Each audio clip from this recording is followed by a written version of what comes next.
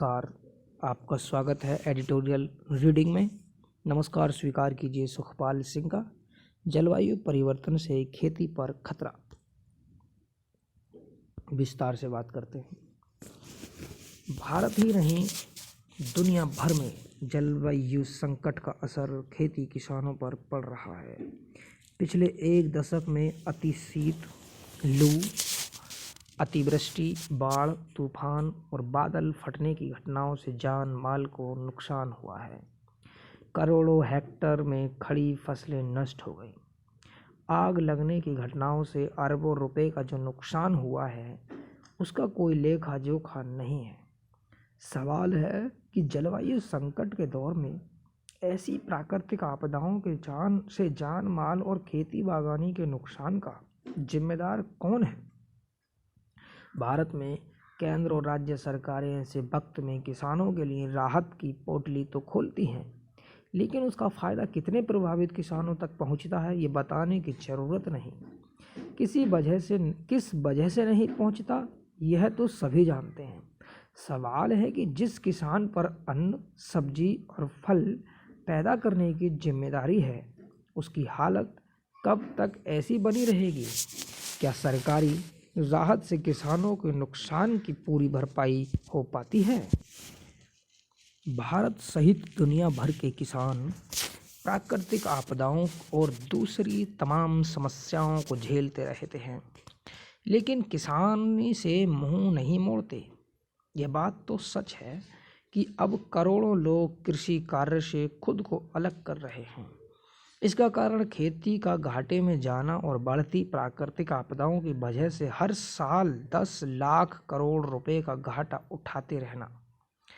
खाद्य एवं कृषि संगठन यानी FAO की रपट के मुताबिक प्राकृतिक आपदाओं के कारण दुनिया भर के किसानों पर हर साल गहरी चपत पड़ रही है। ये किसान को बर्बादी के कगार पर खड़ा होने के लिए मजबूर कर रही है। रपट बताती है कि किसानों पर पड़ रही है मार वैश्विक स्तर पर कृषि क्षेत्र के वार्षिक सकल घरेलू उत्पाद की करीब 5% है। गौरतलब है कि प्राकृतिक आपदाओं की घटनाएं पिछले 30 वर्षों में तेजी से बढ़ रही हैं। ऐसे में आने वाले सालों में किसानों को और ज़्यादा आर्थिक क्षति का सामना करना पड़ सकता है। इसकी भरपाई कौन करेगा। कृषि क्षेत्र में रुचि वैश्विक स्तर पर कम होती जा रही है। FAO के आंकड़ों के अनुसार जहां वर्ष 2000 में करीब 102 करोड़ लोग यानी कि वैश्विक श्रम बल के करीब 40% हिस्सा कृषि से जुड़ा था, वह 2021 में घटकर महज 27% रह गया। यानी अब 87 करोड़ लोग अपनी जीविका के लिए खेती पर निर्भर हैं। भारत में जिस तेजी से लोगों में खेती बागवानी पर निर्भरता कम हो रही है, अपने कृषि प्रधान देश के लिए बहुत चिंता की बात है। केंद्र और राज्य सरकारों को इसके पीछे के कारणों पर विचार कर खेती करने को ऐसी सुविधाएं देनी चाहिए जिससे प्राकृतिक आपदाओं और दूसरी समस्याओं की वजह से फसलों की बर्बादी या फसल का बहुत कम दाम मिलने पर किसानों को किसी तरह घाटा ना उठाना पड़े और न ही कर्ज की हालत में किसी आत्महत्या के लिए मजबूर होना पड़े। खाद्य एवं कृषि संगठन की statistical year book world and food agriculture 2023 के अनुसार 1991 से 2021 के दौरान बाढ़, तूफान, अकाल और ओले गिरने और बादल फटने की घटनाओं से फसलों की बर्बादी हुई है। पशुधन की मौत से करीब 3,216 लाख करोड़ रुपए का नुकसान झेलना पड़ा। इन आपदाओं का सबसे ज़्यादा खामियाजा भारत सहित पूरे एशिया के किसानों को भुगतना पड़ा। किसी और क्षेत्र में इतनी बड़ी चपत आमतौर पर देखने में नहीं आती। अगर आती भी है तो उन देशों की सरकारें उनके साथ हर हाल में खड़ी रहती हैं। रपट बताती है कि भारत सहित एशिया के किसानों को पिछले 3 दशक के दौरान करीब 143 लाख करोड़ रुपए का नुकसान हुआ। अमेरिका और यूरोप आनुपातिक रूप से अधिक प्रभावित हुए हैं। वहीं अगर कृषि क्षेत्र के सकल घरेलू उत्पाद के लिहाज से देखें तो इन आपदाओं से अफ्रीका में किसानों को सबसे ज़्यादा नुकसान उठाना पड़ रहा है। इससे तस्वीर उभर कर सामने आती है कि प्राकृतिक आपदाएं भारत के किसानों के लिए ही नहीं, वैश्विक स्तर पर किसानों के लिए बेहद नुकसानदेह साबित हो रही हैं। इसलिए वैश्विक स्तर पर इस बार इस पर गहन विचार करना चाहिए और वैश्विक स्तर पर ऐसी नीति जरूर बनानी चाहिए जिससे हर देश की किसान को प्राकृतिक आपदाओं की मार से बचाया जा सके। सर्वे बताते हैं कि खेती में लागत पहले से कई गुना ज़्यादा बढ़ गई है।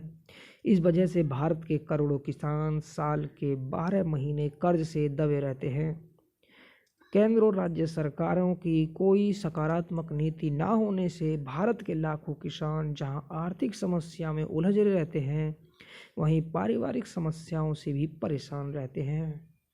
स्वामीनाथन आयोग की रिपोर्ट आज तक लागू नहीं हो पाई है, इसीलिए भारत के किसी भी राज्य का किसान खुशहाल नहीं बन पाया है। सरकारों ने ऐसा कोई कदम नहीं उठाया कि लोगों में कृषि की तरफ रुचि फिर से पैदा हो और बेरोजगारी की विकराल समस्या से लोगों को छुटकारा मिल सके।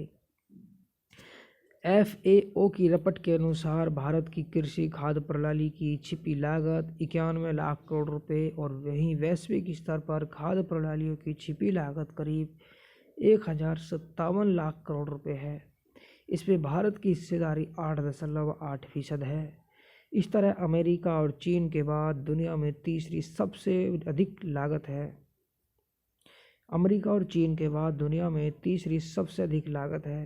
कृषि में छिपी लागत किसानों के लिए सबसे चिंता का विषय है। रासायनिक कीटनाशकों के इस्तेमाल और पर्यावरण प्रदूषण की एक बड़ी वजह। रासायनिक कीटनाशकों का इस्तेमाल पर्यावरण प्रदूषण की एक बड़ी वजह है। वैज्ञानिक शोध के मुताबिक ग्रीन हाउस गैसों की वजह से प्राकृतिक आपदाएं बढ़ रही हैं। ऋतु चक्र में बेहताशा बदलाव देखा जा रहा है। नतीजा फसल चक्र पर असर पड़ रहा है, जैसे तमाम समस्याएं और बीमारी बढ़ रही हैं। इससे किसान सबसे ज़्यादा प्रभावित हो रहे हैं। परीक्षण से पता चलता है कि रासायनिक कीटनाशकों की वजह से अन्न उत्पादन और फलों में ऐसे हानिकारक तत्व पाए जाने लगे हैं जो कई गंभीर बीमारियों की वजह बन रहे हैं। FAO की रिपोर्ट के मुताबिक पिछले 21 वर्षों में कीटनाशकों के उपयोग में करीब 62% का इजाफा हुआ है। हालांकि 2021 में दुनिया भर के आधे कीटनाशकों की रिपोर्ट केवल अमेरिका में हुई। खपत केवल अमेरिका में हुई। भारत सहित एशिया के कई देशों में कीटनाशकों का इस्तेमाल लगातार बढ़ रहा है। भारत के किसान विकसित देशों के किसानों से बहुत गरीब हैं। यहाँ सहूलियत भी उन देशों की अपेक्षा बहुत कम मिलती है। इसलिए केंद्र और राज्य सरकारों को कृषि को घाटे वाले क्षेत्र से निकालकर मुनाफे वाले क्षेत्र में लाने के लिए सार्थक कदम उठाने चाहिए। सिंचाई, खाद, बिजली की सुविधाएं, बीज, श्रम और छिपी लागत से किसानों पर पड़ रहे अतिरिक्त बोझ से छुटकारा दिलाने के लिए गंभीरता से विचार करना चाहिए। प्राकृतिक खेती को बढ़ावा देकर खेती को मुनाफे वाली बनाया जा सकता है। आज की एडिटोरियल मोटिवेशनल लाइन है, मुझे हार स्वीकार नहीं। हर एक को कभी ना कभी हार का सामना करना पड़ता है, लेकिन मुझे प्रयास ना करना स्वीकार नहीं। Michael Jordan. धन्यवाद।